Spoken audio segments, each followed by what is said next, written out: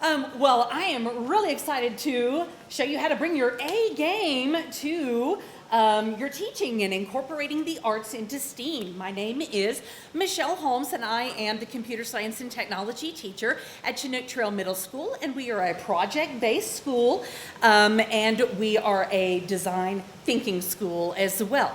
To provide some context, I want to tell you about my 6th grade class. Is basically the essentials class that we explore input, output, processing, and storage through a variety of digital technologies, such as drones and robotics and app development and game development. My 7th graders code video games using the same processes that the game designers would use. We start off with basic shapes, then we get into sprites, and then animation, and then games. Then my 8th graders do PLTW VEX robotics, but I get them for an entire semester. I'm going to summarize the interdisciplinary approach, get into the benefits, and then show you some examples. So we all know STEM is an interdisciplinary approach, and this time we're going to talk about the arts, focusing on the arts and why you need to bring the arts, because it's going to give you that creative problem solving and iteration. So now let's talk about the benefits, such as opportunities for creativity and innovation, problem solving and critical thinking skills, and accessibility and diversity in our students, and the positive thinking towards math and science. So traditional STEM often carries the stereotype of rigidity and thought and exclusivity to some populations. Integrating the arts changes all of that. The next one, complex real-world problems seldom have straightforward solutions.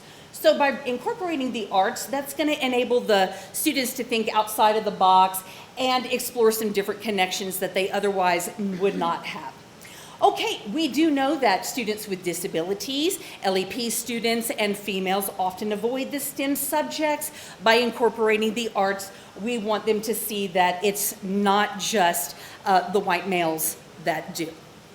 And finally, math and science, it really gets difficult starting at the middle school level, and so we really want the students to see that there is a lot more going on so they don't develop those negative attitudes towards math and science.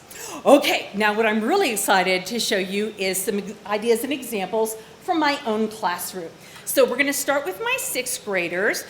They start with a unit in app development. And we do a choose your own adventure game, or a choose your own adventure app, and they get to create their story.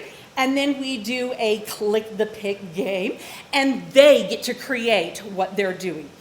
Completely outside the box, every project is different. The next thing we do is get into the Q robotics, and we do Robots Got Talent. They have to incorporate color changes, face animations, head and body movement to create their 1-minute presentation. Oh, and one repeating loop as well. That's the computer science element. Okay, let's get into my 7th grade. They start with learning about lines, color changes, and random movements and variables. And there's a lot of robots going on. And here are some of their robot faces that they have created. Then we start getting into sprites and animation. So we create silly joke sprite scenes, and we definitely get really some cool things. This was one of my favorites from one of my students. I just love it, just love it. Okay, then we really get into our video games, and it just really depends on the skill set that we are working on at the time. So we do a collector game, a side scroller, and a platform jumper, and several more that I didn't show here.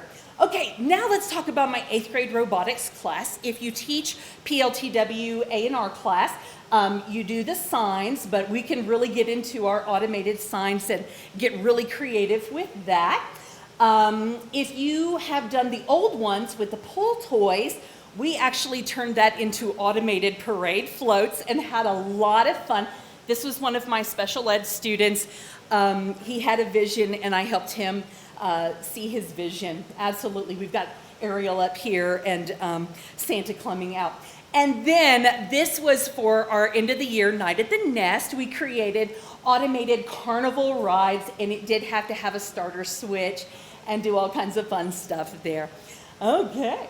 Well, there is a question and answer session coming, and I'd be happy to answer questions about anything and everything that you have seen here. Thank you so much.